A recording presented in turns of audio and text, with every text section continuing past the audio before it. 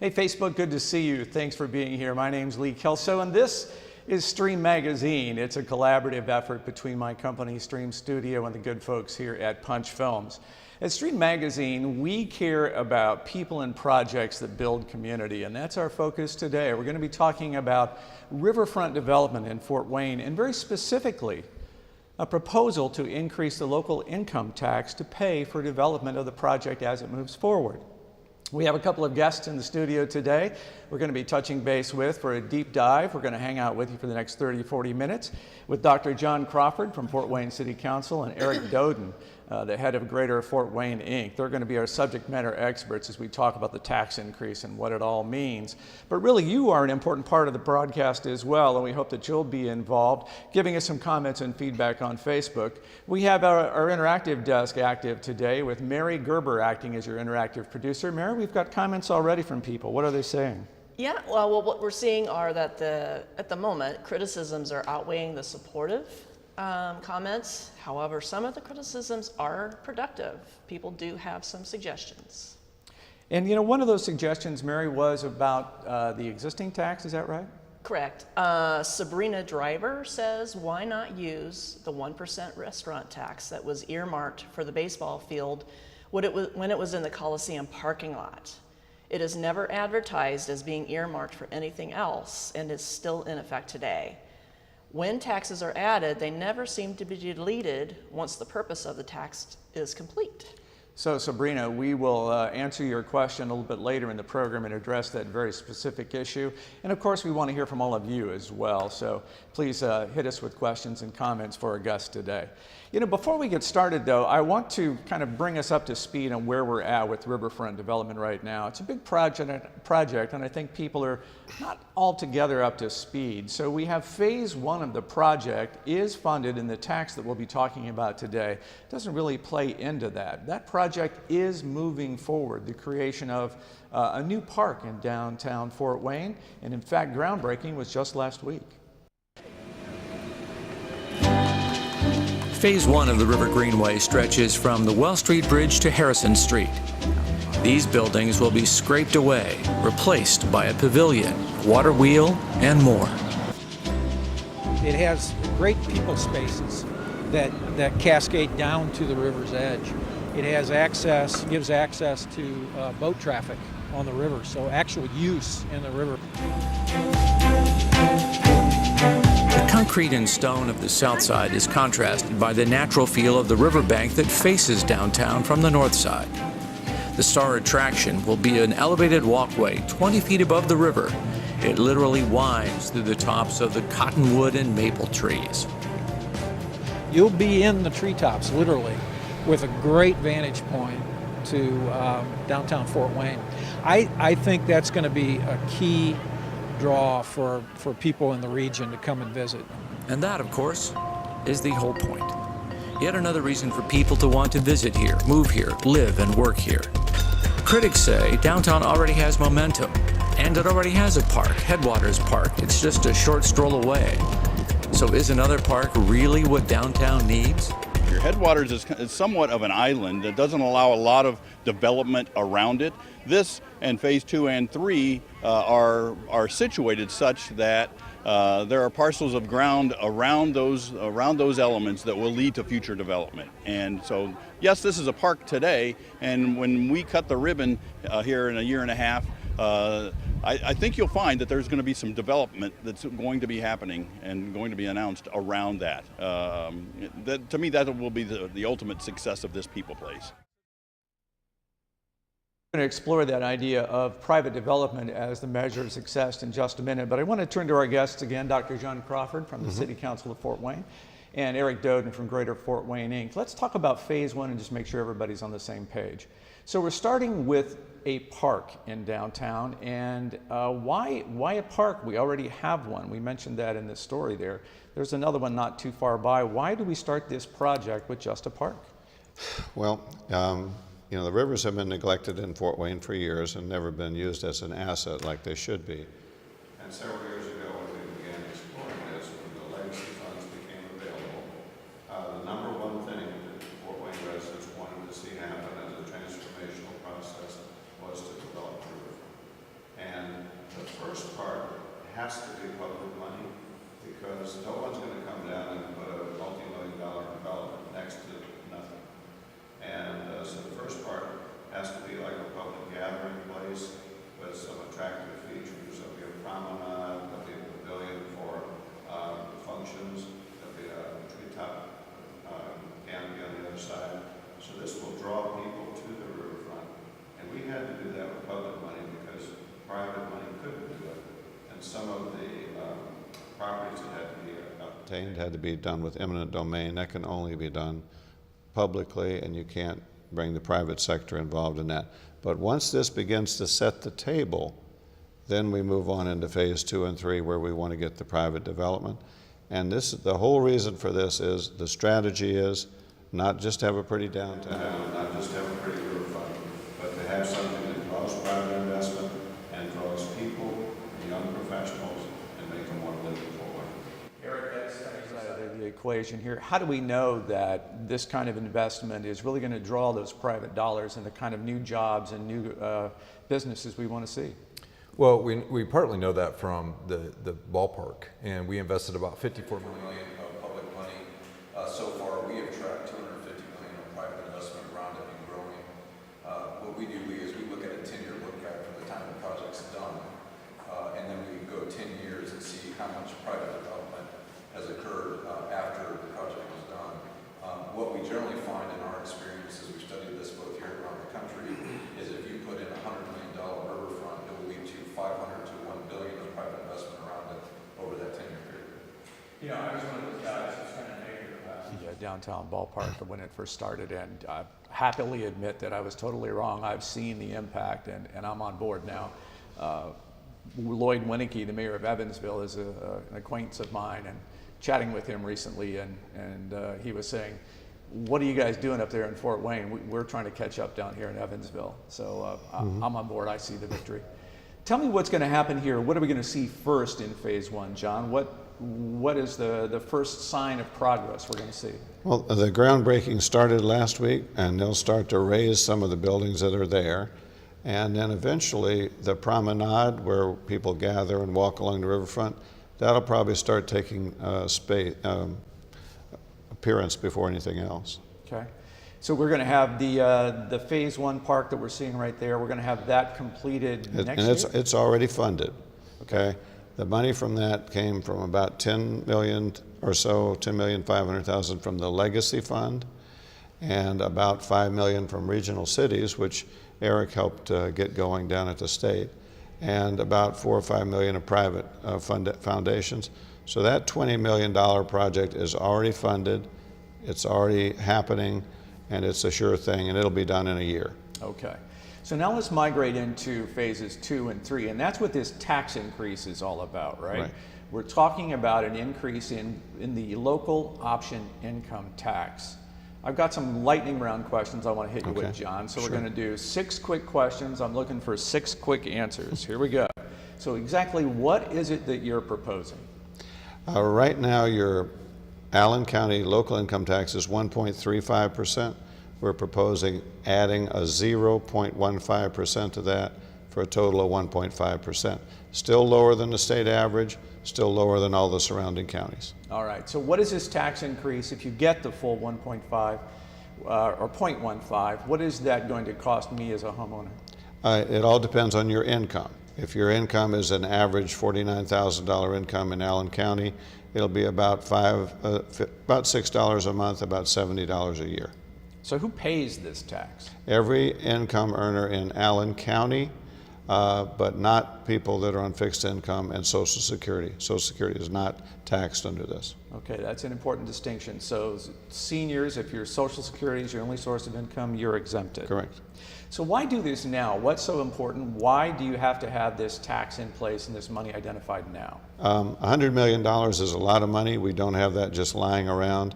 And the only way to make the business community believe that this is going to happen is to have a reliable revenue stream that we know this is going to happen in this number of years and that number of years. If we have to scrounge up money every time we want to do something, it's never easy.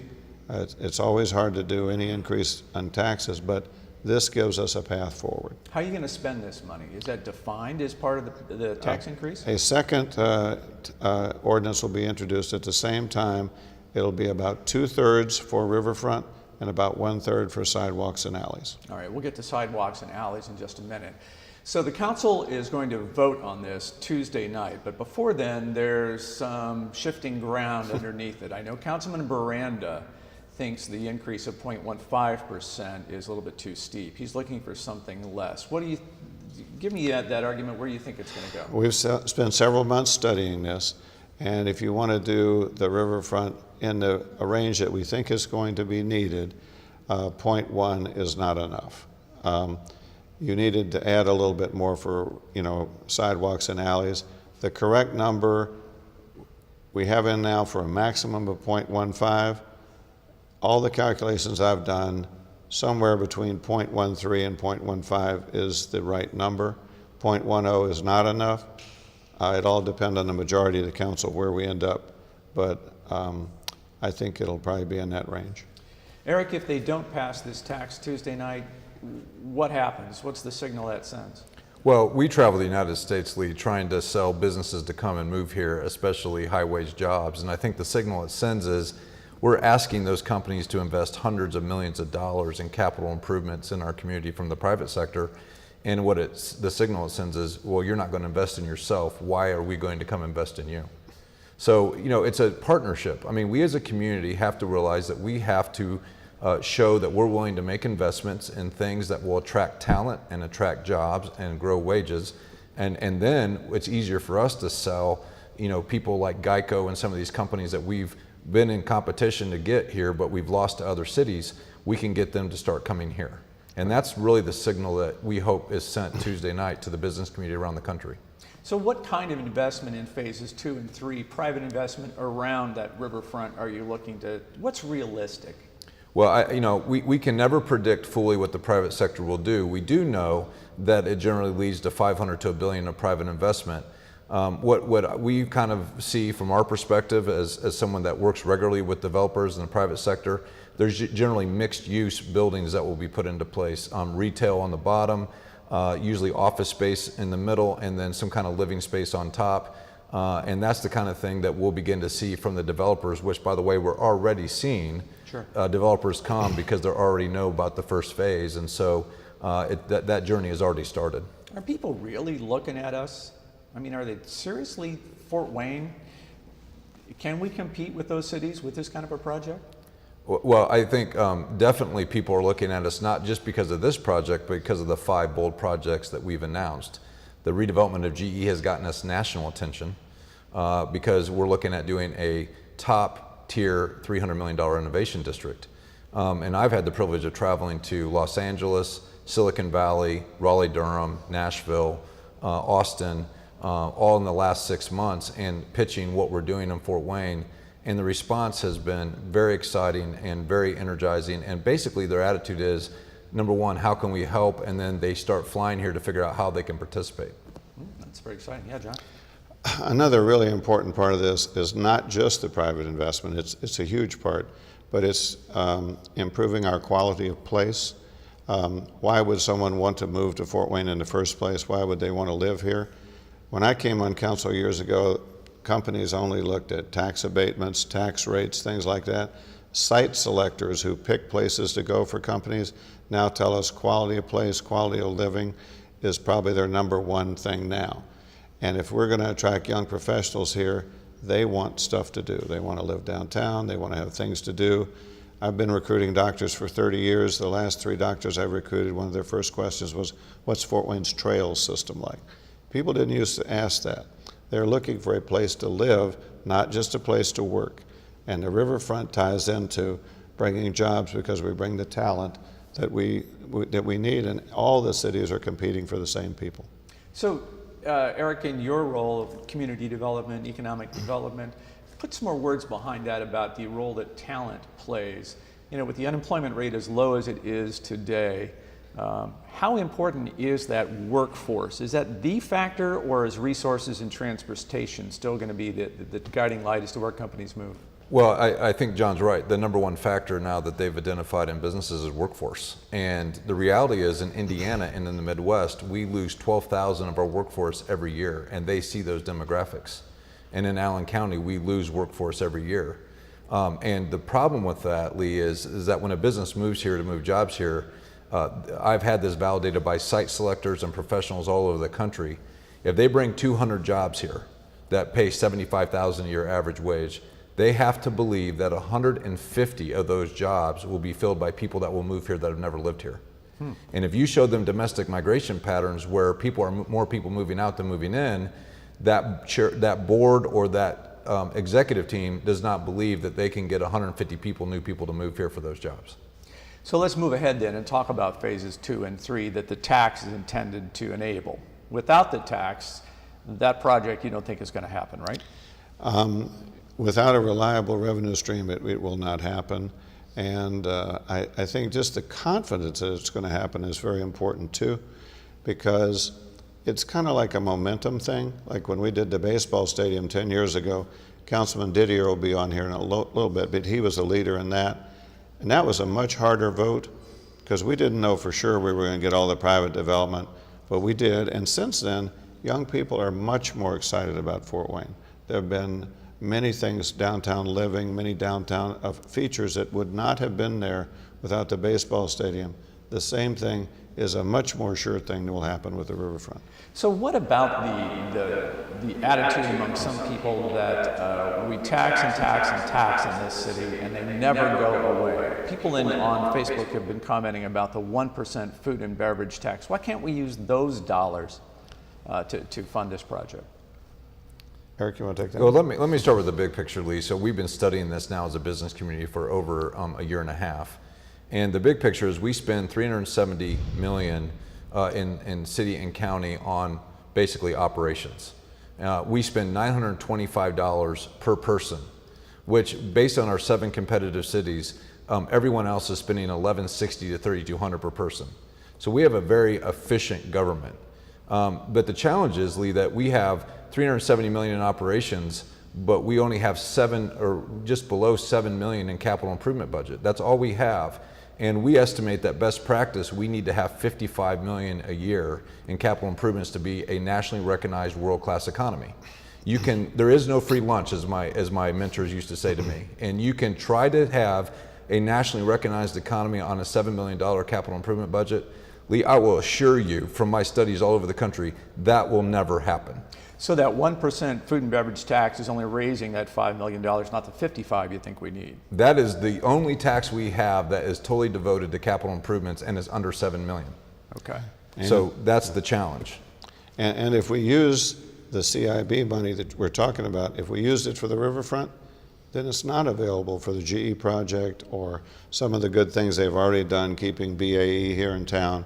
There are lots of other capital projects. It's not that we couldn't use the CIB money, but we need the CIB money for other things, and we need more money for more capital investment, including the riverfront.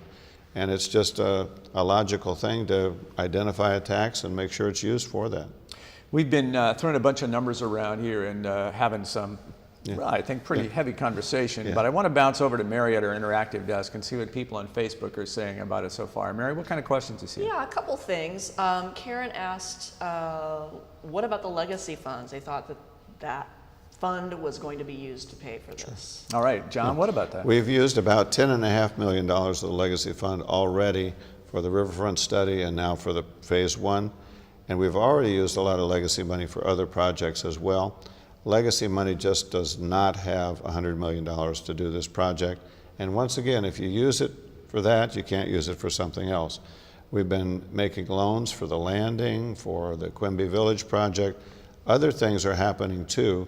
And it's, like I say, it's not that we couldn't use all of legacy for it, but number one, it wouldn't be enough, and there wouldn't be anything left for other things as well.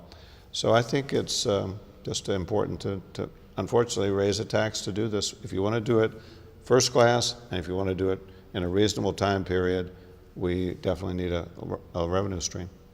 So if you're just joining us, this is Stream Magazine. My name's Lee Kelso. With me today is John Crawford and Eric Doden from Greater Fort Wayne, Inc. We're talking about a proposed income tax increase to fund phases 2 and 3 of the Riverfront Development project. And of course, your comments are welcome. We have Mary at the interactive desk being your voice in the broadcast, and we hope that you'll jump in with questions and comments. We're going to talk about a few more things in a little bit. Yeah, one other thing I should add is when we put in money for things like this, it brings money back into the budget later. In other words, the money we put in from the public for the ballpark, we've now gotten $250 million of private investment. Well, when those buildings are built now, they pay property taxes, income taxes from the new jobs, sales taxes. That money comes back into the public budget from the growth. If you don't get the growth, you're right, you shouldn't do just the public, but we're getting the growth, and that comes back into the budget, and you can keep other taxes lower. So it's not like the money's just thrown away and it never produces anything. Some people are very worried about seeing this new pile of money starting to accumulate and having it being diverted into the arena project downtown. There was discussion of a 5,000-seat arena with a budget of $20 million, then it grew to $80 million, and people are I think, largely opposed to that project. Would you agree? When we pass this, if we pass this Tuesday night, we have an ordinance at the very same time that we're going to pass that will say this money can only be used for riverfront sidewalks and alleys and will not be used for an arena. And that's so people will know this money will go only for what we're saying. So, is this a permanent tax? Will it ever go away? It could go away anytime council wants it to go away. Once council puts something in place, it can modify it or rescind it any year later. At the way it's set up now, it would not go away unless council said for it to go away at a later time if we didn't need it. Okay, so once we've got, as my understanding is, phases 2 and 3, you're going to issue a bond, and these tax dollars will satisfy and pay that bond off. Correct. So we are kind of locked in. Where are we going to, if we issue the bond, we're on the hook for the money? Yeah, you would have to have it in place for the 20 years if it was a 20-year bond, for sure. Okay. So then if we vote out members who want to keep the tax and put in people who want to kill the tax, they're going to have to find funding someplace else because we've committed to that bond. Correct. Well, Lee, can I just say, I think there's a bigger issue here from my perspective, and that is, what kind of city do you want to live in? So from my perspective, traveling all over the country and studying this for the last 5 years at both the state level and the local level, I firmly believe there's going to only be 50 cities that are going to be really considered economic leaders in this country. And the reason I took this job in Fort Wayne is because I'm a little bit selfishly want Fort Wayne to be one of those 50 cities. Yeah. Because this is my home, right? And this is where I grew up, and this is where I want this to be one of those leading cities that lead the nation in economic development. Given our proximity to 7 major metro markets, we should be a leader in economic development in the United States of America. We should have job and wage growth. Instead, what we've seen over the last 25 years is wage decline.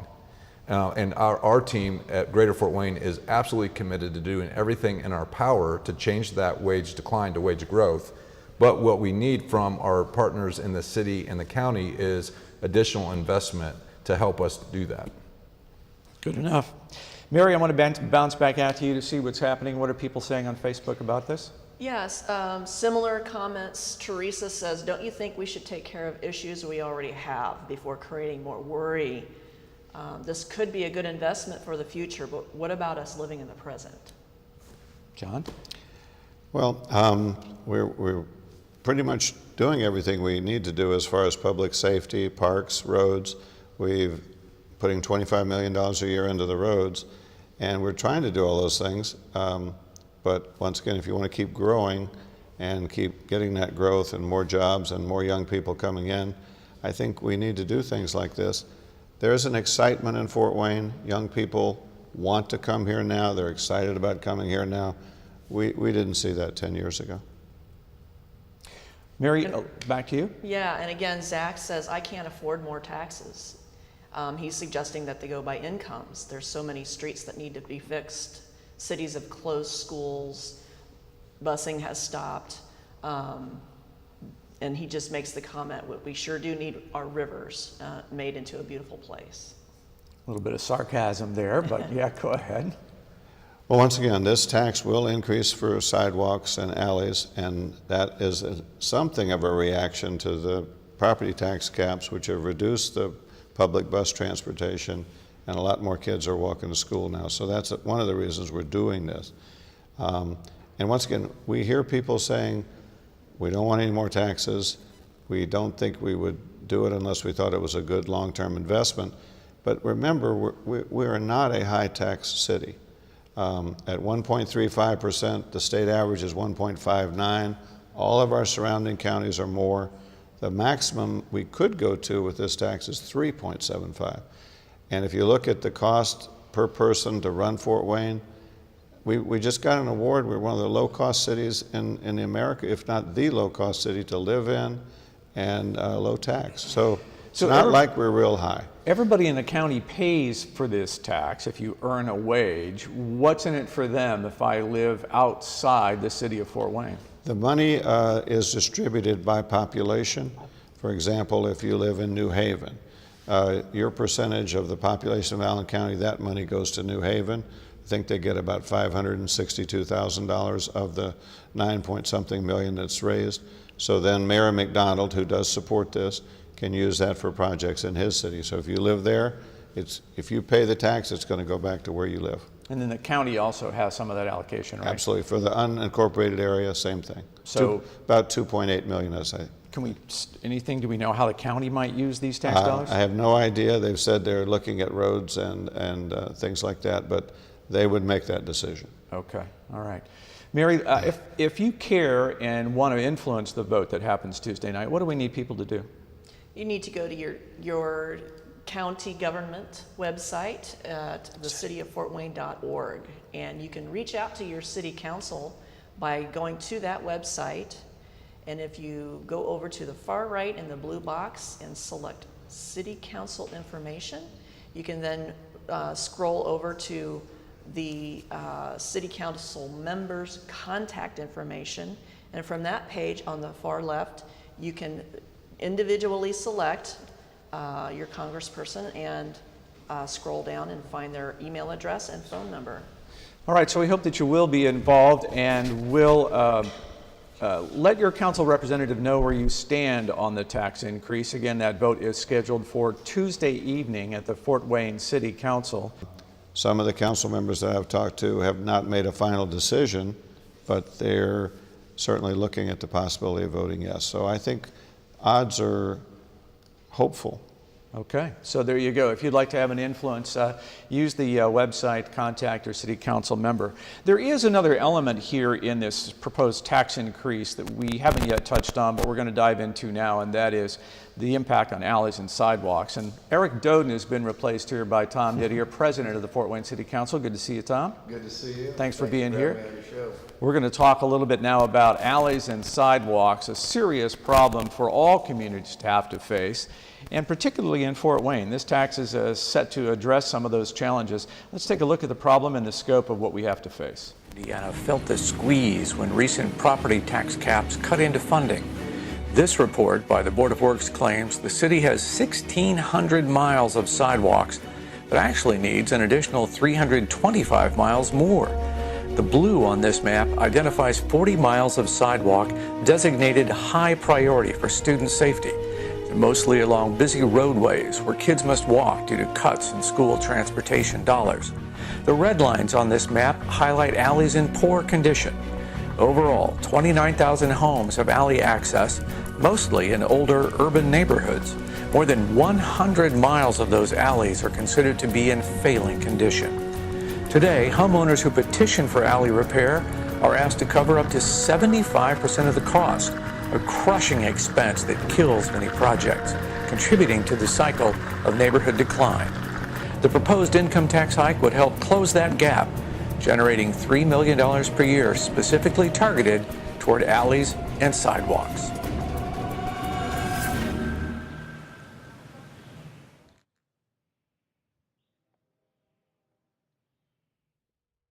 John, I saw you react to that, looking at some of those broken sidewalks. Oh, and some of them are just terrible. And the reason is we only have so much money for roads, so we start out with the arterials, and we move to the neighborhood streets. Anything we have left, we try to do the sidewalks. We're running out by then, and we never have any for the alleys. So that's where we are. And Councilman Didier, a district councilman, gets a lot more calls on that than the at-large people do. How important are sidewalks and alleys to neighborhoods? Well, you know, John had mentioned, you know, we spent $25 million throughout the last 4 years. So we spent almost $100 million on streets and actual neighborhood projects. So neighborhoods like North Highlands, Tower Heights, they got street improvements, they got sidewalk improvements, they got curb improvements from that particular the tax from the time before. So now we're looking at even delving in deeper to help with more alleys, more sidewalks, especially, you know, you spoke about the schools and the lack of funding because of busing. Well, there's a lot of children that are walking to school, they're walking in the streets, they're walking through grass and gravel and everything else. They're not walking on a proper sidewalk to give them safety. And a lot of people are asking me, why are you wanting to do this particular tax for this particular reason? And I said, because we're looking at the safety of the children and themselves, you know, in general, and we want to make sure that, you know, they're walking to school and they're having the availability of a sidewalk.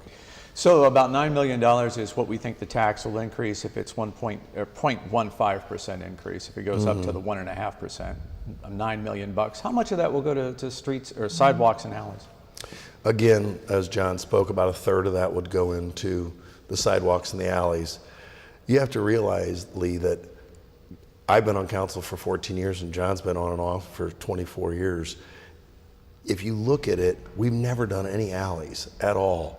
Some of them are in such a deplorable condition that it's difficult to drive down. I've talked to Mario Trevino. He's in charge of, you know, basically the engineering and processing of everything. And I can tell you for a fact that it's about $75,000 just to redo one alley. That's average. So there's per block? Per block. Yeah. So there's an immense amount of alleys that need to be done. Now, granted, there's a lot of these that are in the 6th district, the 5th district, and some in the 4th, and some in the 3rd, my southern part of my 3rd district. There's not a lot in the 2nd. There's some, but not a lot, and there's some in the 1st. But mostly these are going to be, you know, in the 5th, the older neighborhoods that have these alleyways. And they need to be fixed. Some of them have never been touched in 80 years. And this is not important just for how it looks and everything. It's important for property values as well. If you were trying to sell your house and the sidewalk in front of it's falling apart and the alley behind it is bad too, you're going to get less property values for your house. The city is less presentable, it's harder to get new people to move in.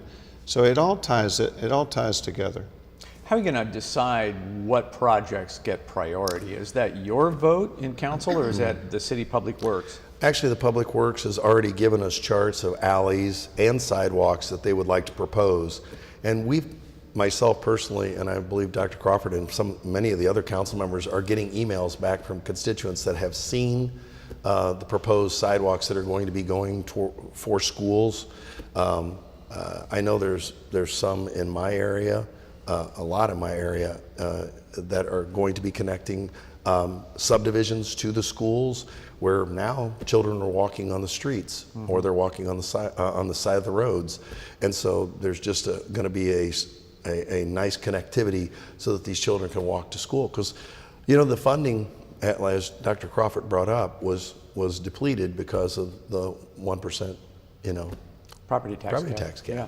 So if this tax goes into effect, if you vote yes on Tuesday night, how soon will that tax start? October. If we pass it on July the 11th, taxes will start to be collected out of your paycheck in October of this year. If we don't get it done, then it gets pushed back. How soon will we start to see any sidewalk alley improvements with that money? I was told by Mario that they would start pretty much immediately next year. Right. Okay. So So an immediate impact for that. you'll see an immediate impact. So, you know, the one thing I'd like to stress, Lee, you know, the state legislators were the ones that proposed the opportunity for us to even do this because of the 1% cap.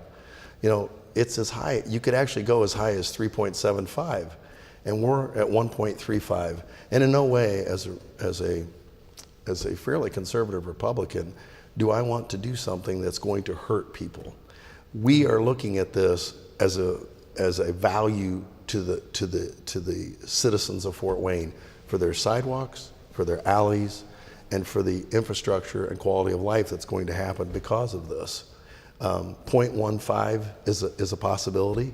Again, John and I have been talking back and forth on what we feel would be the necessary amount of what we could do. We're not here at all. I mean, and I mean that sincerely. We're here as your legislators to do a good thing for the community as a whole. And we live here. We live in this community. I've lived here all my life, and we want to prosper in this community and make it a better place. And that's why we're looking at this proposal. Does this tax, if it goes forward next Tuesday, do you think that in any way stops any other projects? Is that going to put a lid on other new ideas, on other great things that the city needs to have? Not at all. So In we've fact, still it got would make funding them for all more those likely things? to happen. Tell me, you think it's more likely? Sure. In other words, if you get the momentum going, just like we did, like I say, Councilman Didier was one of the leaders on the baseball stadium, and that momentum has led to at least $250 million worth of private investment that would not have happened without the baseball stadium. If we do this and do the same thing for the riverfront, we fix up the sidewalks and the alleys, we make it a better quality of place, a better quality of life, that will make more people want to invest, more people to move into Fort Wayne. So we see it only as a snowballing positive effect. Look what happened with you know, John brought up the baseball. It was a very difficult decision for me to make that particular decision. I can tell you this, because of where the baseball stadium is, and because I did my homework with the baseball stadium, I went to several other cities to look at the stadiums, to see how they were laid out. And believe it or not, the stadium was supposed to be 3 blocks north of this, and I said, no, it needs to have that vision so that when you look at it and you see that opening of the ballpark, when you're sitting in there in those seats and you see the downtown, the grand look of what the downtown looks like, and that's the experience that people have loved. I mean, I was just at a game last week, you know, and there was 9,000 people at that stadium. So it brings people downtown, it gives a connectivity to everything that's going on, and as John mentioned, all the other things have snowballed with the aspects of the hotel, the ash brokerage, and now the landing is going to happen. You've got a progression of buildings going up. You got the condominiums, the new condominiums that win the Anthony Wayne Bank building. All these things have escalated us, and people are looking at us now. As Eric Doden said, Fort Wayne is being looked at. John? And as Councilman Didier said, the baseball stadium was a hard vote. Councilman Didier talked me into voting for it, and I'm glad I did. But back then, 65% of people were against the baseball stadium when we voted for it. And, you know, Margaret Thatcher said leadership is the absence of consensus. Sometimes you don't have the consensus when you do it. Now, 80% of people think it was a good thing that we did that. And that was a much harder vote for me than the riverfront. I think the riverfront is a much more sure thing. The riverfront is immensely more popular than the baseball stadium was when we voted for it. I've been to many cities that have riverfronts like us, and you know, larger cities, of course, like Cincinnati. They spent millions of dollars on their riverfront development, and they're trying to create, because they're wanting to attract the types of jobs that John is trying to attract in his doctor's profession. But not only that, but if we want the tech-savvy people and these higher income wages, they actually lower the tax rate for the rest of the community. If we can have higher wages in here, it lowers people's taxes. You know, there's a lot of people that are, you know, upset on certain things with taxes and things like that are happening right now. property taxes have increased. So, you know, but it's because of their assessments going up, which means their house is worth more. If you look at the practicality of that aspect of it, it means your house is supposedly worth more. So we really try to look at everything with a fine-tooth comb. We're not here to hurt people. We are here sincerely to help the community as a whole, and we want to make it a vibrant, beautiful community. Well, let's leave it there. So next Tuesday night, City Council votes. You will definitely take a vote. We will definitely push to take a vote. A lot of fine tuning of the rate. It may not be 0.15, may end up being something less. A lot of the amendments that Councilman Baranda suggested, some of them are very good ideas. We'll debate all those, and then at the end, we should take a vote, because we're not going to know any more 6 months from now than we know now. And at this point, we've gotten the community's input. I think 2 weeks ago, the public hearing was a model of democracy. In other words, we had many people come, they spoke respectfully to each other, brought up some points I hadn't even thought of, good and bad. And we listened to that, and we're going to try to modify the ordinance. We will add amendments to specify how much is going to go for the sidewalks. We'll add amendments about not using it for the arena. We'll try to lower it to the very minimum that we can get the job done. And that's the process has been a model one for how to do something like this, or even not doing it. Even if we defeat it, we have really aired it. We've been talking about it for months, and we actually started thinking about it as much as 6 to 12 months ago. Well, we've just done a deep dive, I think, as much as any one person could tolerate. I don't envy you guys and the research and work that you have to do to bring us to this point, but we'll be watching the vote on Tuesday night. Thanks. Lee, Dr. John Crawford, Council President Tom Didier. And thanks for joining us here on Stream Magazine. If there's a topic that you'd like us to cover in a future episode, we'd love to hear from you. You can find us either on Facebook or by email at info@Stream Studio Live. My name's Lee Kelso. Thanks for checking us out. We'll be back with another project of community concern in the near future, and we'll hope that you'll be back to join us then. Thanks.